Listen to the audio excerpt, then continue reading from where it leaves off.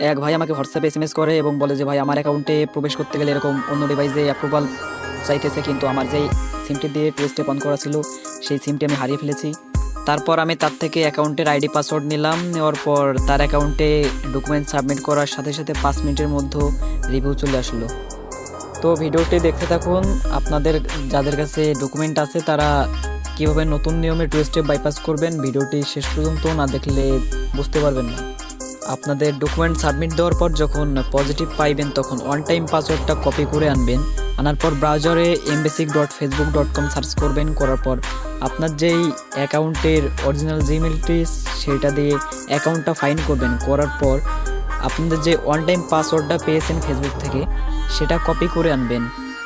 তো বন্ধুরা, আপনাদের ওয়ান টাইম পাসওয়ার্ডটি কপি করার পর এখানে পেস্ট করে লগ ইনের উপর প্রেস করবেন।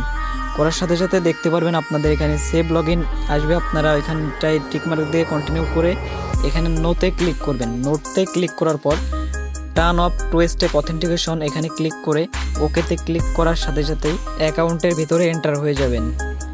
তো আপনাদের ভিতর যদি কারোর অ্যাকাউন্টের টু স্টেপ সমস্যা কিংবা অ্যাকাউন্ট লক হয়ে যায়, অ্যাকাউন্ট ডিজেবল, এক কথায় ফেসবুকের যে কোনো যাবতীয় প্রবলেম সলভ করার জন্য আমার সাথে যোগাযোগ করতে পারেন।